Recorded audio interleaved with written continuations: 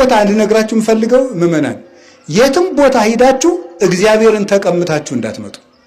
የትም ቦታ ማለት እግዚአብሔርን የሚቀማችሁ ምንም ነገር ይቅርብን።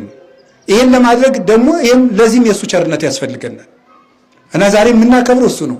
እግዚአብሔርን ሀብት አድርጉ። ምንም ነገር አጥታችሁ እግዚአብሔርን ሀብት ለማድረግ ጠሩ። እግዚአብሔር የሌለበት ግን ሙላት እንኳን ቢሆን ጉድለት ነው።